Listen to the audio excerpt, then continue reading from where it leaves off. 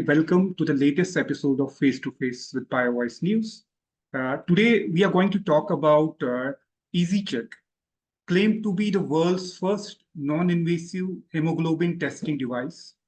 Yes, you heard that right. This AI-enabled portable device provides a pain-free, blood-free, and affordable solution to check hemoglobin levels within a minute.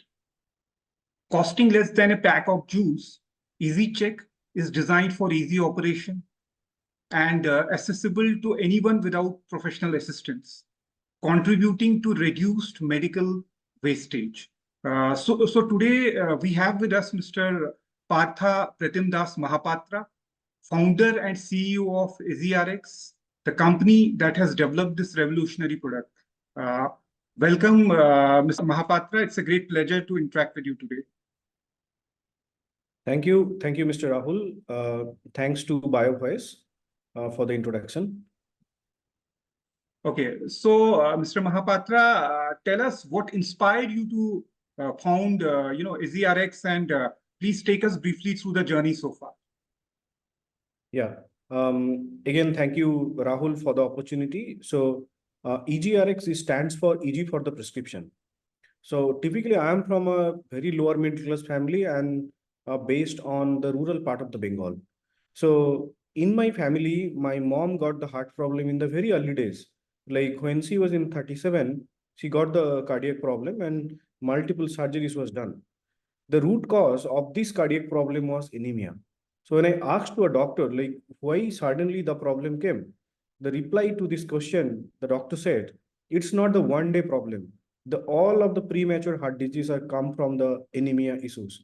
So the deficiency of hemoglobin is the big problem as a country like India. I was working for a couple of companies. After my graduation, I worked around 11 years in the industry. Last company was Grant Thornton. I was in Singapore.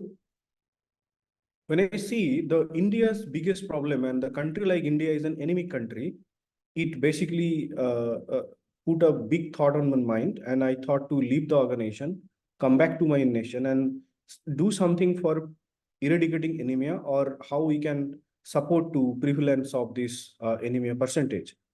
And then try with many of the approach. And once we finalize the approaches and we thought like non-invasive is going to resolve the problem, like to avoid the fear of the blood. It also is very easy to deploy into the bottom of the pyramid. So frontline workers can easily adopt the technology and it's a screening device. If we can build a good screening device, so then it's a game changer product to the community. After building the company in 2018, then it took around, now it's around 5 years plus. So we're going to close around 6 years in the coming June. In the journey of 6 years, with the support of Government of India, Government of Odisha, heavily by the Startup India funds, we got support from various government agencies like Department of Science and Technology, Department of Biotechnology, BIRAC, big grant, and then we also got money from the LEAF fund. Then Ministry of Electronics and Telecom is invested, and finally Indian Oil. So these are the organizations give a support. And from the state of Odisha, we got a support from Government of Odisha and Startup Odisha initiative. So that all support are basically giving us the opportunity to explore the deep tech product, where we build the product, we completed the clinical trials, done the various regulatory approvals, and finally we come to the market. So as on today, our presence in 4 different countries, around 17 states in the country like India, and we completed around 23 lakhs people screening so far. Right. So the company's flagship product, EzeCheck, claims to be the world's first non-invasive device for a hemoglobin testing.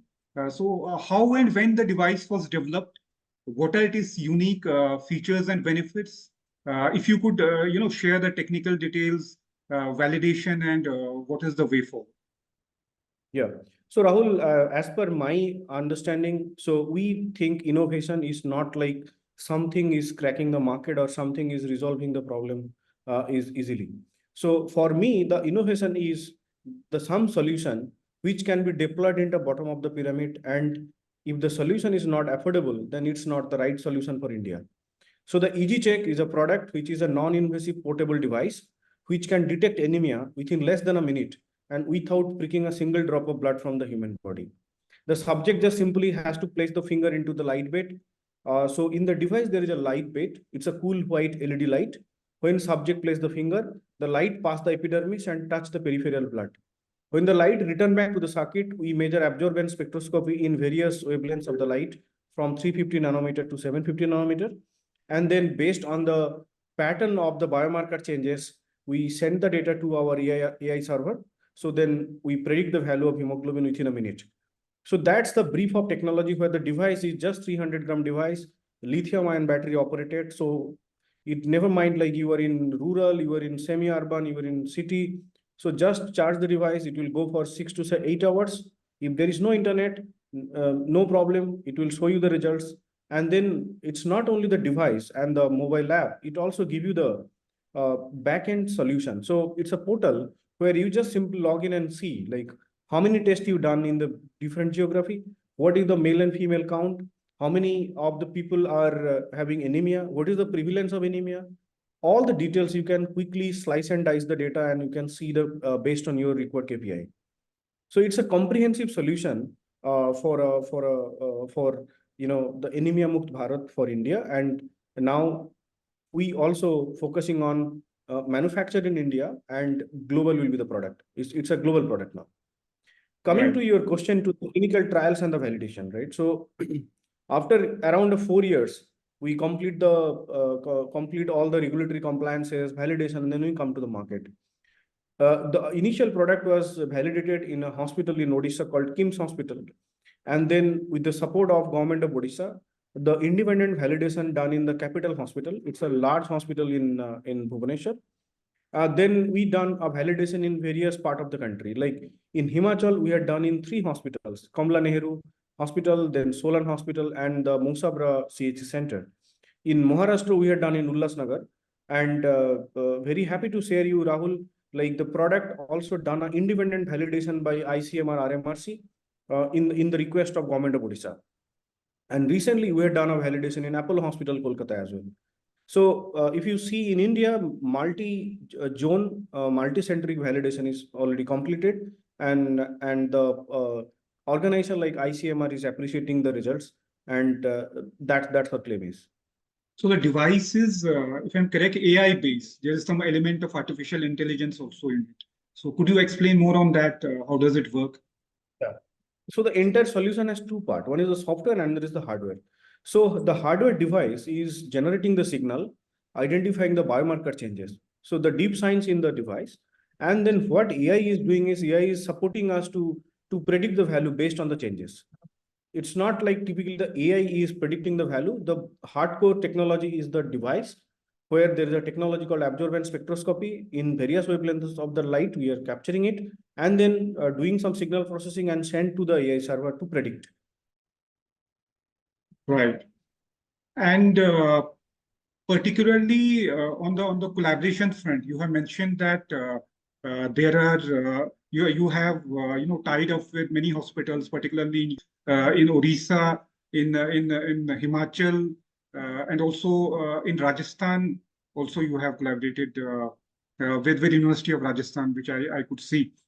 So, how has these collaborations, helped you to reach out to the tier 2 and 3 cities, and how important and relevant it is to reach out to such places? Typically in the healthcare, if the product is not validated in the good hospitals or the renowned hospital or the medical colleges, then it's very difficult to the market. And hence my product is a very disruptive product. So to sell to the to the community or the government or the private organization, it needs a credentials. What we had done as in the startup company, we requested to many of the state government, like we build this product. This is the result, last outcome of the product. So why don't you support us in terms of the clinical trial? So you try the product in your best possible hospitals, and based on that, just suggest us to do some pilot. That was the initial approach when we come to the market. As in the company based on Bhubaneswar, so we requested to the government of Odisha health department done the independent validation, and then the journey is begin with.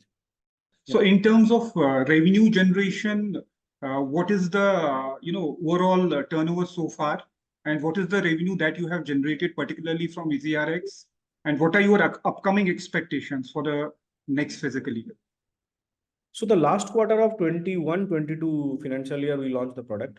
And I believe in the only one quarter of this year, we crossed around 2 crore of the revenue. And then in the last year, 22-23, we crossed around 6.5 to 7 in between. So around 7 crore is the revenue. And this year, it's around the double of the revenue compared to the last year. So the growth, if you can see, like the around 2x compared to last financial year. So year on year growth is around 100%. Now, see the spectrum of the customers. Like, so hence it's a very new product. As you said, like it's a world first time, India's first ICMR approved product. And then there are a lot of techniques available in the market. There is a laboratory, lot of laboratories have the facilities. There is a digital hemoglobinometer where just you have to prick and give the 1 drop of blood. The kind of non-invasive devices are not heavily available in the market. So there are a couple of companies in abroad, people have it. So the business scale up, if I can see the journey of the scale up. So then initially our customer segment was the government, then the CSR organizations, then the development agencies, private hospital and the clinics, and the pharma companies and the insurance companies. So these are the 6 players we normally targeted for.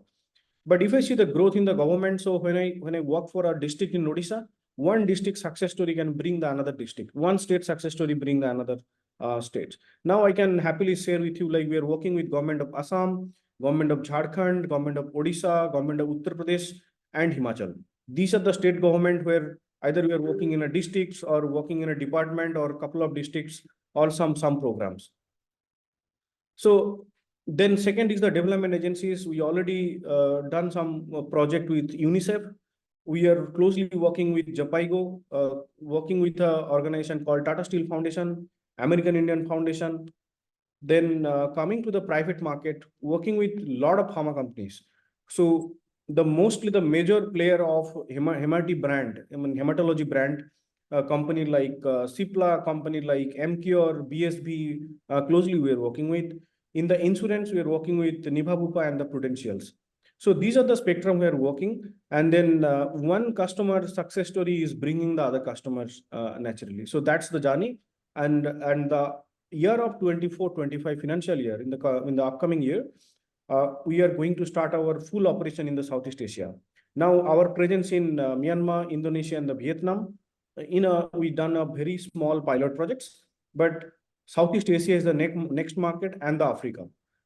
So these are the areas where we are focusing on in the international perspective.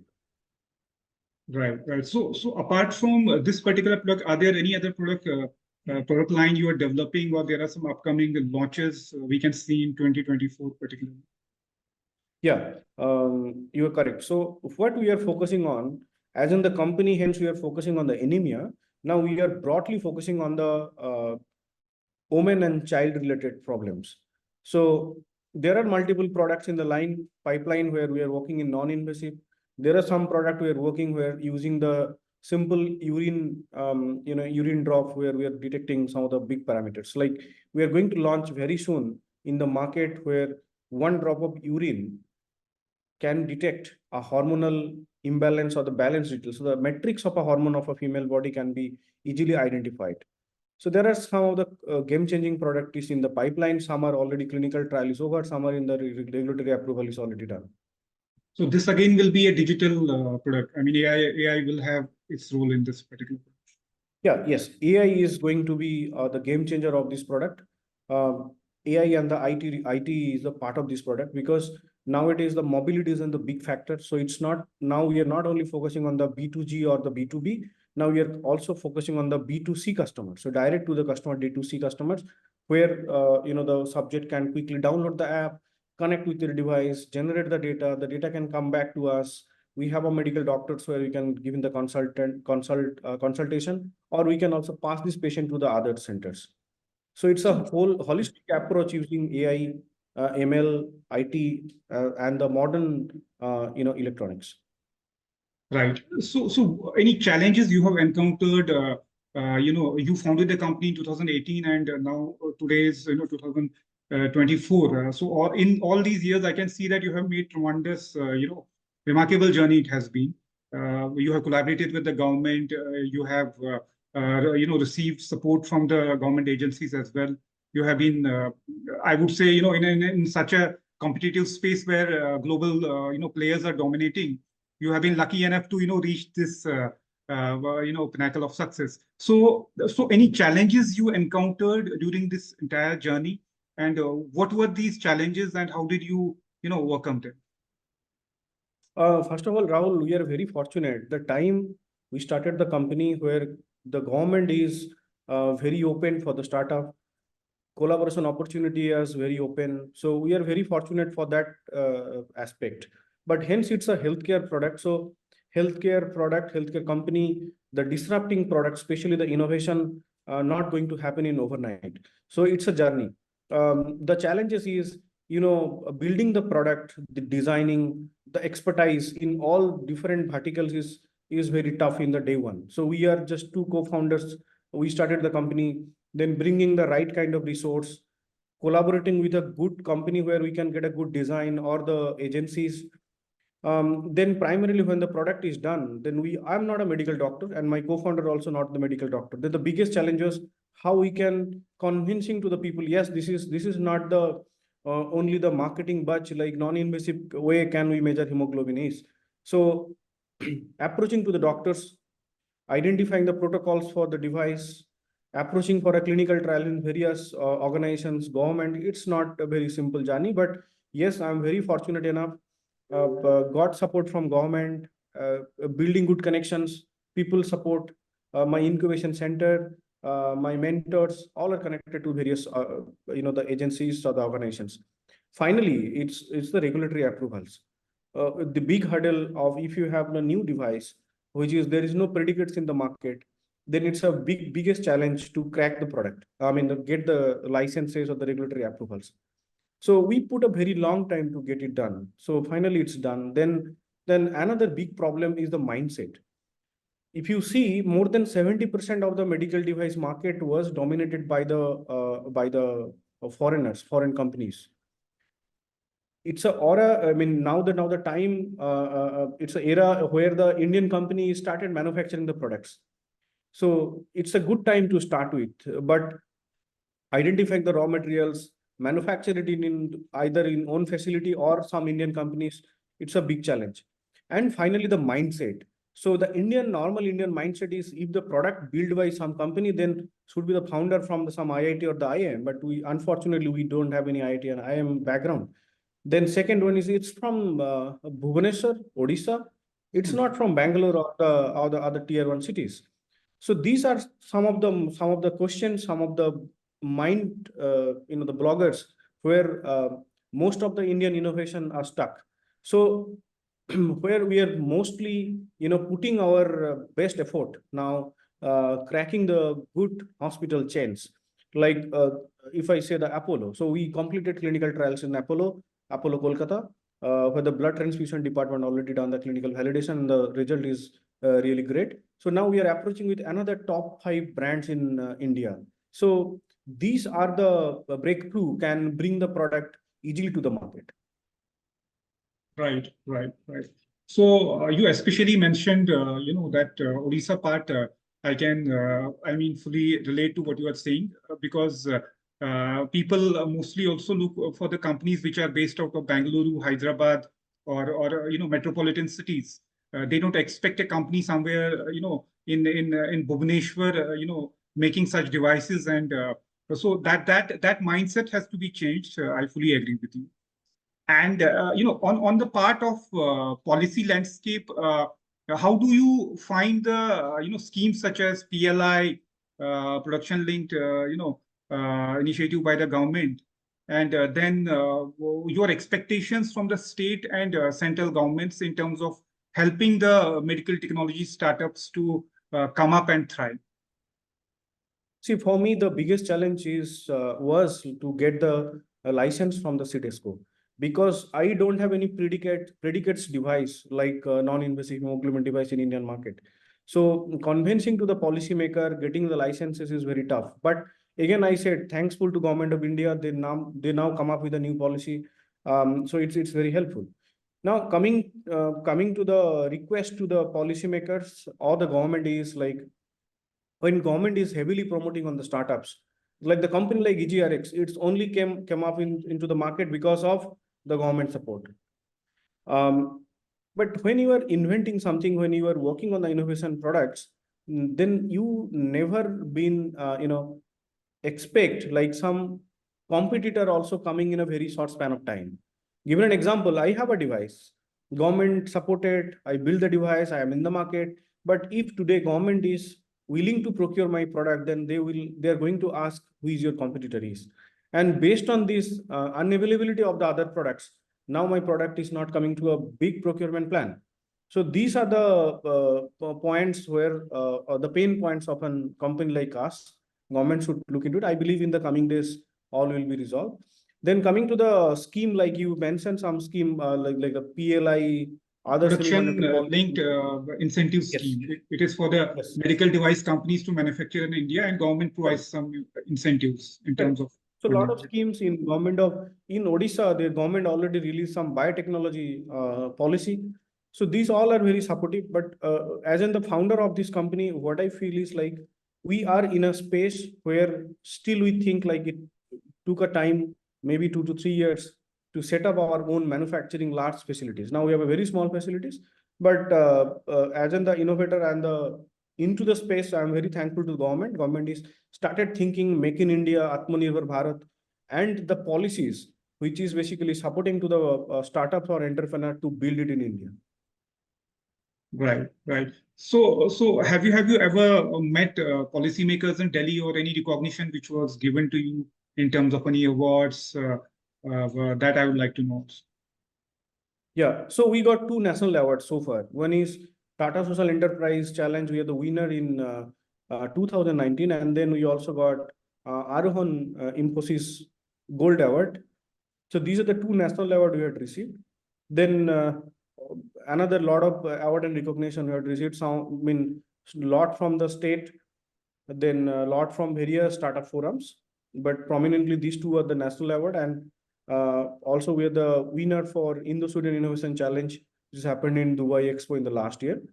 And we represented India into the global diaspora like Finland, Dubai, and other countries. So how do you look at the medical technology market in India, and particularly the digitalized medical devices or digitalized medical technologies? How big the market will be in, let's say, in next 1 decade? Because earlier there will be conventional devices. Now there are a lot many such devices which your company is producing. So what will be the outlook like for your company as well as for this market? So first of all, I'm just changing the narrative of the question is, okay. So now the market is looking forward to the preventive healthcare space after the COVID and after the disruption on the pricing of the devices is. So prior to this, maybe 4 or 5 years back, most of the devices, maybe more than 80% of the devices are imported from the global, I mean, other countries. Now, hence, people identified India is a very big market. It's 140 crore population. So India itself a very large market space. So in the large market space, a lot of companies are coming from the outside, and Indian companies also working. So the price is drastically coming down. Hence, the price is come down, then the people will start adopting the product. So after COVID, now people are more aware into the preventive healthcare space. So as a company like EzeRx, we are also building a product, not a diagnostic device. We are providing for a screening device. So what the benefit of screening device is, like we can, if we identified somebody's problem in very early, that means the secondary and the tertiary expense is also going to be saved. If I identified somebody has anemia, then he can go to the doctors, he can do the secondary evolution by the laboratory test, and medication will going to start. If I identified somebody's hormonal problem, hormonal imbalance in a very early days, so then he can quickly go to the gynecologist or the IVF centers or the other medical doctors to start taking with. Nowadays, if you can see the lot of watches, lot of IoT enabled device added into the market. What it does, it basically quickly give you a snapshot of your health health parameters outcomes, like maybe your respiratory rate, maybe your heart rate and all this. So I think the market is still going up because the big disruption in India happened in the mobility. So mobile is now in everyone's hand. So hence mobile you have a career. So instead of only seeing the share market, only seeing the news or the social medias, now you are also eager to see what is your health trends now. So I think like the market is going to be more than 25, 30% CAGR. If I can see in the last 5 years, it's a large market space. And I think India is an largest marketplace in the world. Right. And where do you see your company in next 5 years, let's say, in terms of turnover and in terms of, let's say, a pipeline of products in different disease areas? Yeah. So in the financial, as I said, like we just crossed a 2-digit crore number in the last year. So I believe in the next 2 to 3 years, we are going to be cross 3-digit of the number. And if I can explain you the collaboration in terms of the investment and the business collaboration. So just 6 months back, we got an investment from India's largest pharmaceutical companies, Sun Pharma. So Sun Pharma is a major stakeholder in our company, and Indian Oil Corporation is a stakeholder in our company. So if I see the scale up, then so far it was a litmus test in the market. It was just creating the awareness, identifying the right kind of customers. And now we are coming off with a very good number of sales force putting into marketing and advertisement. Now our target to penetrate pan India and the global market. So if I see, I believe in the next coming days, next 2 to 3 years, you can see us in a very large, large stakeholder in this medtech space. Thank you so much, Partha. It was really a pleasure to speak to you today, and much appreciate your time. Thank you so much. Wish you happy Holi. Thank you.